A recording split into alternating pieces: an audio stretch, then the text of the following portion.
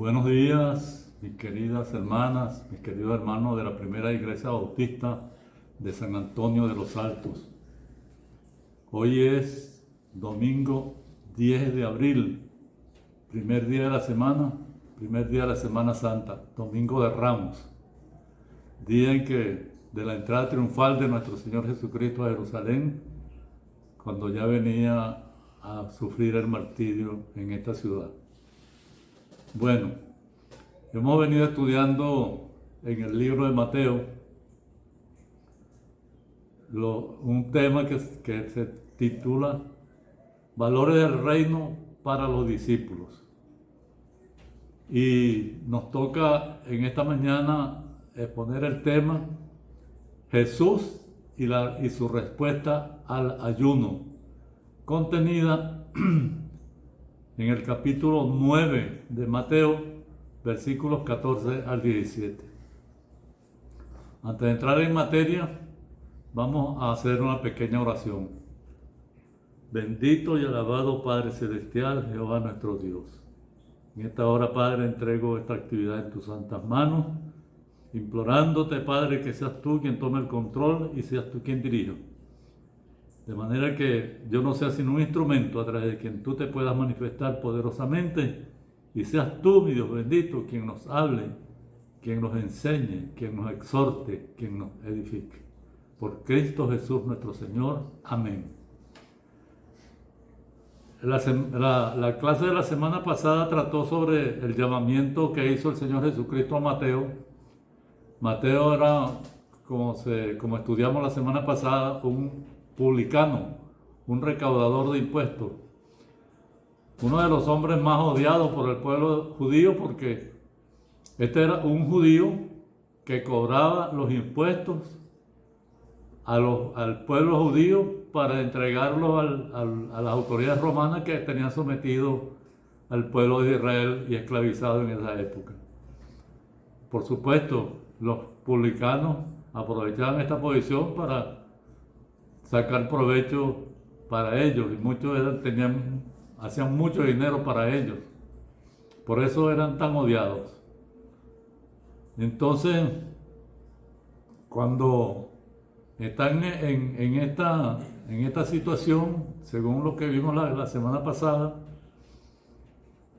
los fariseos le dicen a los discípulos: ¿cómo es que el maestro de ustedes come con publicanos y pecadores? Jesús, oyendo esto, dijo en el capítulo 9, versículo 12, al oír esto Jesús le dijo: los sanos no tienen necesidad de médicos, sino los enfermos. Id pues y aprended lo que significa misericordia quiero y no sacrificio, porque no he venido a llamar a justos sino a pecadores al arrepentimiento. El Señor Jesucristo le está diciendo que la religión sin misericordia, sin amor, sin compasión hacia los demás, no tiene ningún sentido, y es una religión vacía, una religión que no tiene ninguna importancia para los planes de Dios. Entonces Él está diciendo que Él viene ahora a cumplir todo lo que se había escrito de Él en las Escrituras. Y toma el control y muestra su autoridad. Y en este momento que Él expresa esta palabra, misericordia quiero, y esta es una lección para aquella gente, pero también es válida para nosotros hoy en día. Quien dice que tiene a Cristo en su corazón debe demostrarlo, como dijo el Señor, amando a los demás como a sí mismo. Porque ese es el segundo mandamiento: amarás a tu prójimo como a ti mismo. Si esta religión, si esta fe que tenemos nosotros no la expresamos en amor, en compasión, en misericordia hacia los demás, tampoco tiene sentido para el Señor que nosotros digamos que somos cristianos, que tenemos a Cristo en nuestro corazón. En este momento entonces vienen los discípulos de Juan. Los discípulos de Juan dicen que vamos a leer el 14, versículo 14 del capítulo 9. Entonces vinieron a él los discípulos de Juan diciendo: ¿por qué nosotros y los fariseos ayunamos muchas veces y tus discípulos no ayunan? Esta pregunta nos da una idea de que no es una pregunta espontánea del momento, sino que es producto de una observación que han venido haciendo estos discípulos de Juan. Ellos seguramente estaban o venían siempre acompañando al Señor con esos grupos de personas que venían siempre detrás del Señor acompañándolo en todo su recorrido. Y ellos estaban pendientes no solamente de la enseñanza del Señor, sino de lo que hacían los discípulos, para compararlo con ellos mismos que habían sido discípulos de Juan. Hay que recordar que Juan le exhortó a sus discípulos a que se acercaran a Jesús, y muchos de ellos vinieron, otros siguieron con su religión basada en las enseñanzas que le habían enseñado los fariseos y los escribas y los sacerdotes. Muchos de ellos sí vinieron al Señor de manera espontánea, de manera sincera, y algunos de ellos, como Andrés y Felipe, se convirtieron en apóstoles del Señor. Y el Señor entonces les responde: ¿acaso pueden los que están de bodas tener luto entre tanto que el esposo está con ellos? Pero vendrán días cuando el esposo les será quitado y entonces ayunarán. Recordemos esta comparación que hace el Señor con el momento de sus discípulos y él con las bodas. Las bodas en aquel tiempo duraban toda una semana, y era toda una semana de fiesta, de alegría. Las puertas de la casa permanecían abiertas y la gente venía, especialmente los amigos íntimos de la pareja, para disfrutar, para deleitarse, para compartir la alegría de esta pareja. Entonces no se entiende, no puede ser posible que estando en esta fiesta de alegría, de gozo, vayan a estar de luto. Y es lo que le está diciendo el Señor. Asimismo, los discípulos no pueden estar de luto, ni pueden estar ayunando si tienen a su maestro ahí, que es el mismo Dios hecho carne. Están disfrutando de momentos especiales, pero va a llegar el momento, dice el Señor, que no todo va a ser fiesta todo el tiempo, sino que cuando el Señor se vaya, entonces les tocará ayunar. Hablando del ayuno, no hay ningún mandamiento que ordene el ayuno a los cristianos, pero el ayuno ha sido importante siempre en la vida del creyente, y desde la antigüedad muchos practicaban el ayuno, como Moisés, como Esther.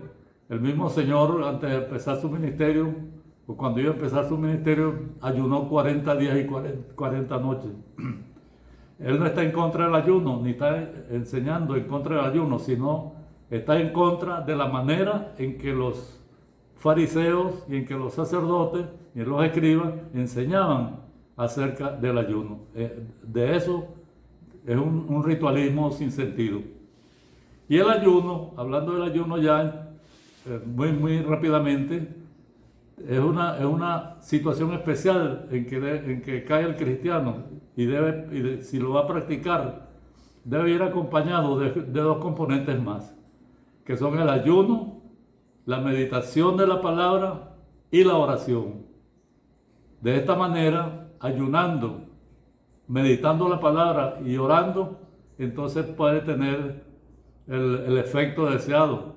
¿Y para qué se hace el ayuno? Hay dos maneras, tiene que tener un propósito el ayuno. Ayunar por ayunar sin ningún propósito no tiene sentido. El ayuno debe ser para buscar una comunión más íntima con Dios, más cercana, más personal, buscando ese poder que viene del Señor, esa ayuda espiritual que viene del Señor.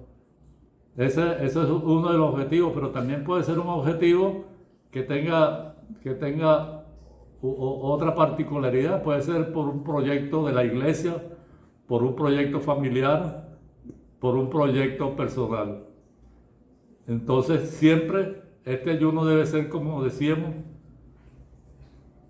acompañado de dos componentes más: el estudio, la meditación de la palabra y la oración. Entonces, pero el Señor dice luto. Llegará el momento en que el Señor se vaya y entonces los discípulos tendrán que ayunar por la ausencia del Señor.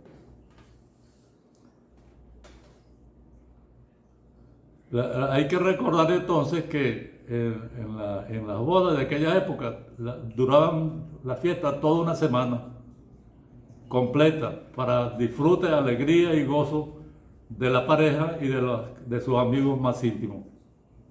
Y para lo que el Señor también está diciendo es que para asentar la verdad que Él viene a enseñar, usa dos figuras literarias. Primero, nadie pone remiendo de paño nuevo en vestido viejo, porque el remiendo tira el vestido y se hace peor la rotura. Todo el mundo sabe que la ropa, cuando se lava muchas veces, pierde resistencia y llega un momento en que puede romperse.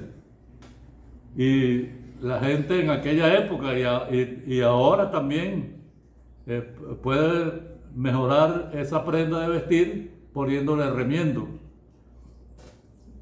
Hay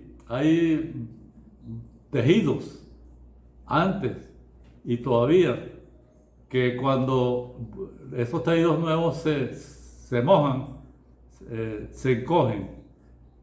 Yo recuerdo cuando estaba pequeño en el pueblo, cuando las mujeres compraban tela para hacerse vestido, mandaban a hacer vestido con la costurera y la costurera lo primero que hacía era lavar esa tela para que se encogiera lo suficiente de manera que pudiera hacer el vestido y no tuviera problemas después. Porque si lo hacían con esa tela cruda, entonces cuando lo lavaban, se encogía y se le quedaba más pequeño. Entonces vea la figura que utiliza el Señor y que ellos podían entender bien. Si a esa tela vieja le pones un remiendo de tela nueva, al mojarlo, esa tela se encoge y rompe el resto de la prenda, y entonces el hueco se hace más grande y es peor. Lo que está tratando de decir el Señor es que Él viene a traer una verdad nueva. Él no ha venido hablando de la religión y eso no lo podían entender así a simple vista de entrada los fariseos y los sacerdotes y los escribas. Él ha venido como portavoz, autor y consumador de un nuevo pacto. Y un pacto nuevo basado en la sangre de Jesucristo derramada en la cruz y en la fe del creyente que pone su fe en Jesucristo. Ese es el nuevo pacto. Porque el pacto anterior, el de la dispensación y el de la ley, ya en este momento está terminando. Y el Señor no va a venir a ponerle remiendo a esa religión, no. Esa religión como la han venido practicando los fariseos, los sacerdotes, los escribas, ya llegó a su fin y es momento de un nuevo pacto. Recuerden cuando el Señor en la última cena dijo y levantó la copa: esta es la copa de mi sangre, la sangre del nuevo pacto. Ese nuevo pacto que viene a predicar y a enseñar al Señor es el pacto de su sangre, derramada en la cruz para perdón de pecados, y basada en la sangre y en la fe del que acepta a Jesucristo como Salvador y Señor. Esto era imposible que pudiera intercalarse en la religión de ellos que llena de ritos, llena de sacrificios y llena de cuestiones que solamente ellos podían practicar y que en este momento ya habían dejado, ya no tenía sentido. Ahora el nuevo pacto de la gracia, y eso es lo que viene a predicar, y el Señor era el autor y consumador de un nuevo pacto. Pero no era posible que la gente lo pudiera entender arraigado en sus costumbres, diciendo y creyendo que esa era la verdadera religión. Y ese es el problema de las religiones modernas, las que no están basadas en la fe en Jesucristo. Todas las religiones dicen que su religión es la verdadera y que solamente a través de esa religión se salva la gente. Nosotros sabemos por lo que dice la palabra que solamente cumpliendo el plan de Dios a través de Jesucristo, yo soy el camino, la verdad y la vida, dijo el Señor. Nadie viene al Padre sino por mí.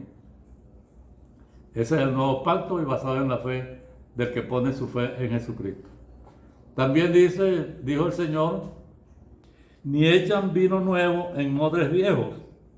De otra manera, los odres se rompen y el vino se derrama, y los odres se pierden, pero echan el vino nuevo en odres nuevos, y lo uno y lo otro se conservan juntamente. Por supuesto, esa es otra analogía que hace el Señor para dejar sentada la enseñanza. Este vino nuevo de que habla el Señor es el Evangelio de Jesucristo. No puede ese vino nuevo echarse en los odres viejos en la que estaban contenidas la religión de los judíos. Nosotros podemos entender ahora, pero era muy fácil para ellos entender que el vino se almacenaba en bolsas de cuero, y eso es lo que llamaba odre. Se mataba el animal, se le quitaba el pellejo, ese pellejo se secaba, se curaba y lo cosían por el abdomen hasta el cuello, y dejaban solamente una salida por donde la salida para sacar el vino de allí, para servir el vino. Y así era la manera como una de las maneras como se almacenaba el vino. Había otros envases que también se guardaba el vino. Entonces, ¿qué es lo que pasa? Que el vino nuevo se fermenta y esos gases que suelta el vino expanden el contenedor.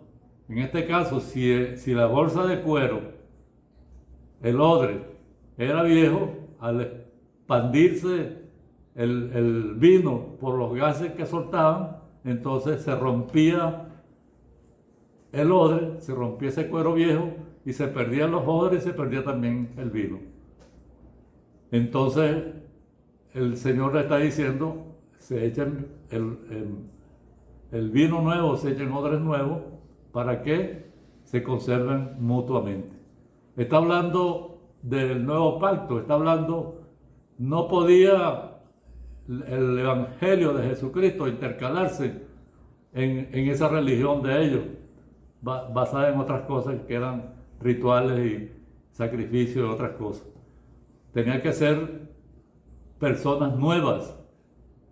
Por eso el Señor no escogió, entre sus discípulos no escogió ni escribas, ni fariseos, ni sacerdotes, sino escogió hombres nuevos, como Mateo y como todos los demás discípulos, porque de esta manera ellos sí podían asimilar el Evangelio de Jesucristo. Pero hay que recordar que nosotros también somos esos odres de que habla el Señor.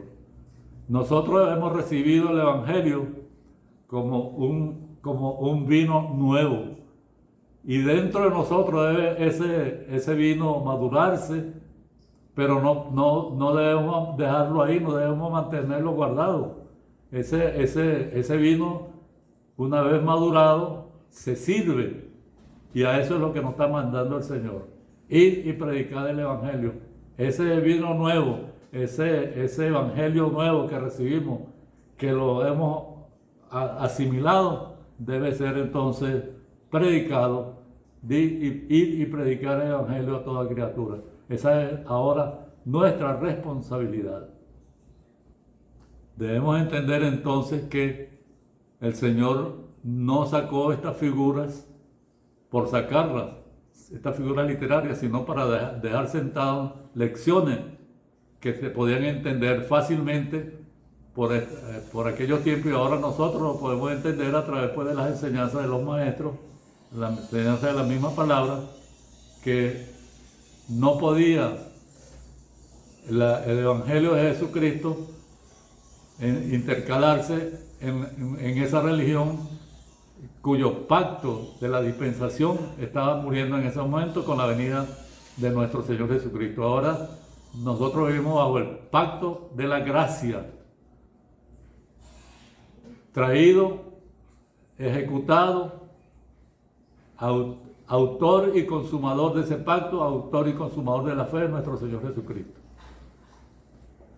Por eso el que recibe a Jesucristo entra en ese nuevo pacto basado en la fe. Y nos toca entonces a nosotros, una vez recibido ese Evangelio, una vez asimilado por nosotros, entonces debemos compartirlo, porque para eso se guarda el vino en esos odres, para después servirlo. Nos toca a nosotros entonces servir ese vino nuevo que es el Evangelio a todas las personas que nos rodean, a nuestros familiares, a nuestros amigos, a nuestros compañeros de trabajo y a toda criatura que el Señor ponga delante de nosotros con ese propósito. Vamos a predicar el Evangelio, que a eso nos ha llamado el Señor.